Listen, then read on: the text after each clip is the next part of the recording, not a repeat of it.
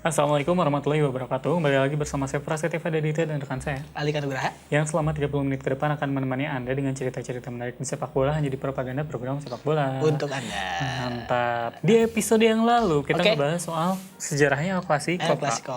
Mulai dari Ada keterlibatan Jenderal Franco Betul. sampai pembantaian di Chamartin. Betul. Nah ya kalau yang di episode kali ini kami juga masih akan membahas soal sejarahnya El Clasico dan di segmen ini akan membahas soal transfer anehnya Di Stefano. Nah, kita singgung juga di kemarin. Yang kemarin.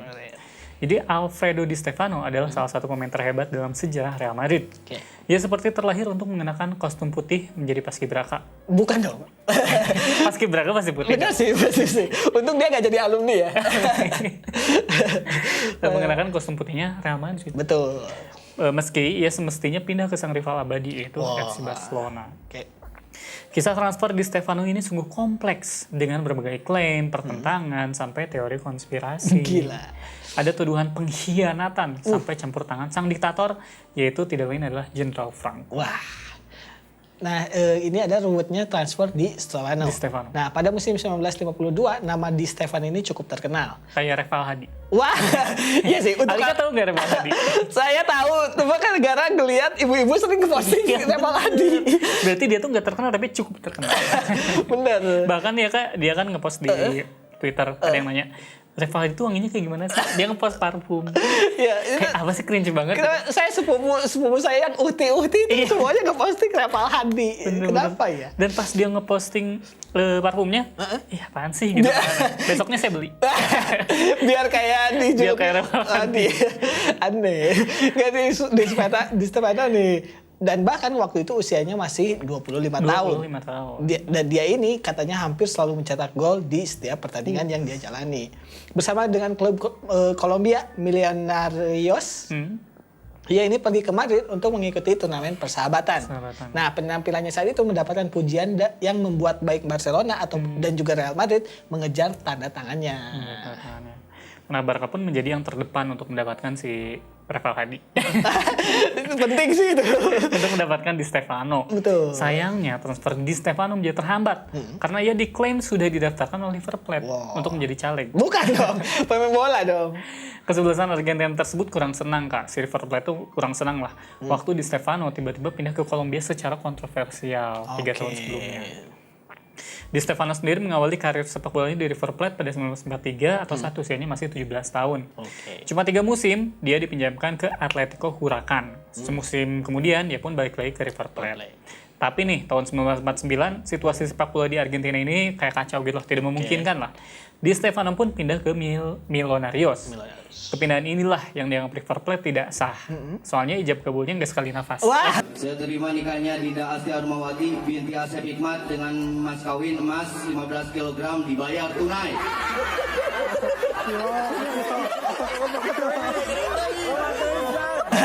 Gak sah berarti di mata penghulu. Enggak dong. Nah, Barca sendiri memulai negosiasi dengan mengutus Ramon Trias Vargas. Ia adalah pengacara yang keahliannya di bidang hukum komersial. Nah, menurut managing Madrid, ia juga adalah anak pemegang saham di Millonarios. Oh, jadi lebih gampang harusnya. Betul. Ya. Dan waktu itu meski alot kayak cilok, tapi negosiasinya itu menunjukkan kemajuan. Kemajuan lah. Betul. Nah, Presiden Barcelona waktu itu Martí Carreto lalu mengutus kepala scout yaitu Josep Samitier. Dan disinilah kesalahan fatal itu bermula. Soalnya si Samitier ini mengajar Joan Busquets untuk membantu proses transfer. Ada kesalahan fatal ya. Dan Josep Samitier ini pernah kita bahas juga di episode sebelumnya soal pemain yang dibeli yang dimiliki oleh Barca. Barca.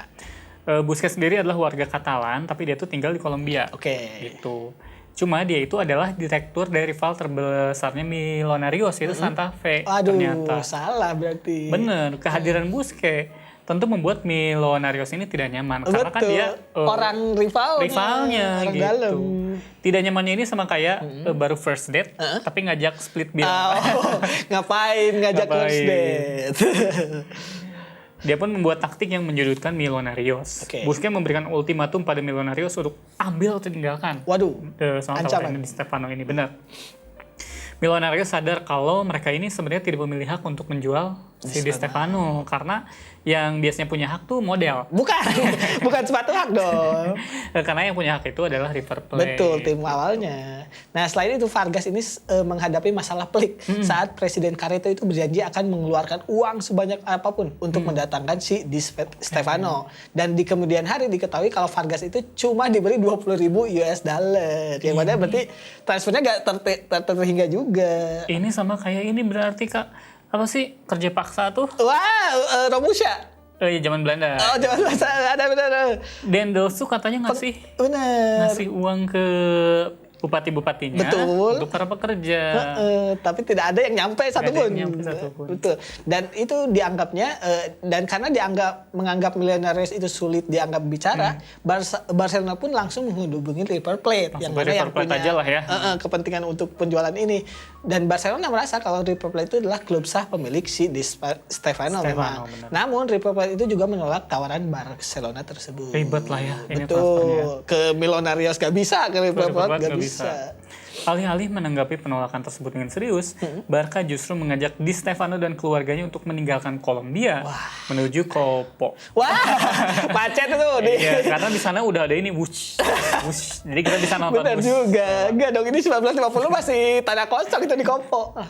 Barca ingin agar Di Stefano segera menyesuaikan diri dengan klub barunya tersebut. Ia bahkan sudah mengikuti satu laga pramusim Barca, Kak, di musim panas 1953. Barca akhirnya mendapatkan persetujuan dari River Plate yang mereka anggap sebagai pemilik sah Di Stefano dengan membayar sejumlah uang dan upeti. Zaman itu mungkin emang masih zaman Ternyata upeti River ya. Plate-nya VOC. Dalamnya rempah-rempah.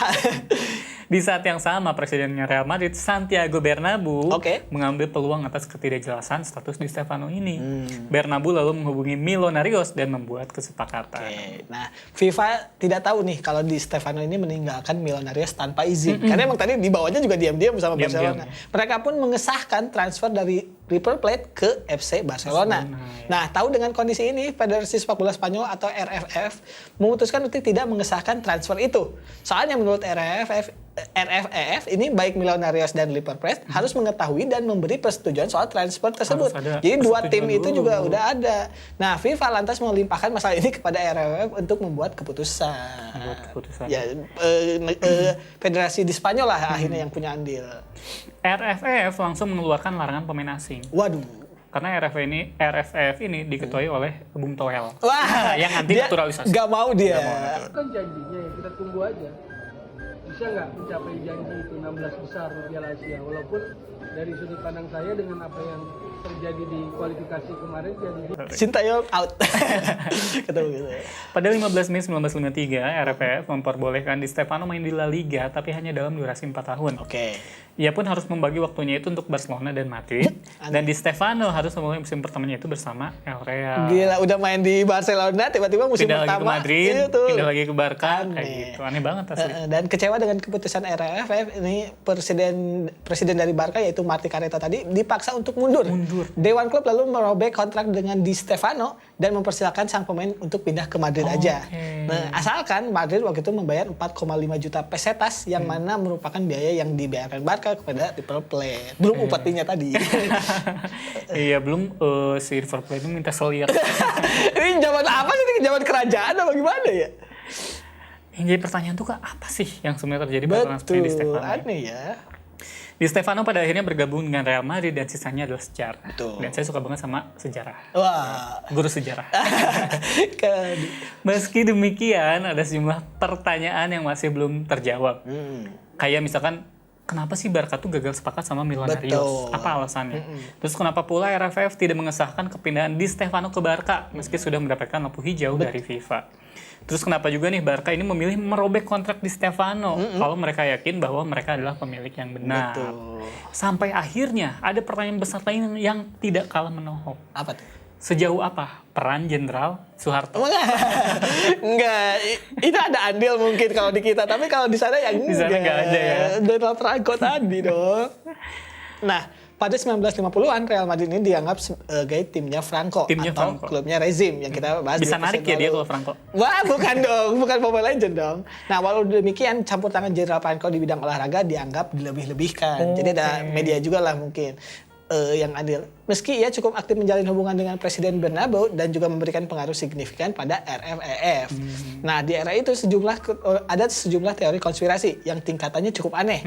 Sampai ada yang menyebut kalau negosiator Barca sebenarnya bekerja sebagai agen ganda untuk Madrid. Jadi ya wow, ini tingkatan ada spy-spy-nya gitu betul ya. Nah, ini membuatnya sengaja menjabotase kepindahannya di Stefano hingga akhirnya pindah ke ibu kota aja, ke Madrid. Ibu kota. Hingga saat ini cerita soal kepindahan Di Stefano ke Spanyol masih menjadi topik yang sensitif dan membingungkan. Para penggemar Barcelona marah karena menganggap ada tangan tidak terlihat yang menjatuhkan mereka dengan menggagalkan transfernya Di Stefano. Betul.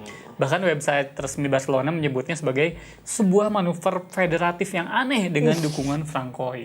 Katanya gitu. Franco ya. Sementara itu supporter Real Madrid marah karena dianggap curang. Betul. Padahal ya udah mereka tuh cuma memanfaatkan kecerobohan Barca aja dalam transfer tersebut. Supporter Madrid juga enggak dianggap meminta bantuan dari Jenderal Franco. Sebenarnya nggak ada campur tangan Jenderal Franco. Campur tangan Franco. Nah, pada akhirnya Di Stefano ini pindah ke Real Madrid. Ia mencatatkan debutnya dalam laga persahabatan melawan Nancy pada 23 September 1953. Bukan Nancy yang itu ya. Biar kita bahas. Sebulan kemudian Klasiko pertama di musim itu digelar di Stadion Santiago Bernabeu. Real Madrid menang 5-0 dan Di Stefano mencetak 4 gol. Bayangkan gimana gak supporter Barca makin emosi gitu. Dan Di Stefano ini juga lalu membantu Madrid menjuarai Piala Eropa dan juga Liga Champions 5 kali secara beruntun. Andai Di Stefano tidak pindah ke Real Madrid, mungkin Barcelona lah yang akan mengukir sejarah gemilang tersebut. Kalau istilah di kita mungkin makin kasuat-suat. Iya benar. Mungkin Di Stefano ini tuh kayak punya pengaruh yang besar banget di dalam tim kali ya kayak. Jadi kenapa si Madrid ini bisa menang 5 kali beruntun dan karena andil si Di Stefano. Itu tadi bahasan kita soal transfer rumitnya Di Stefano ini. Dan yang kemana-mana tetap di Propaganda Program Sepak Bola. Untuk Anda.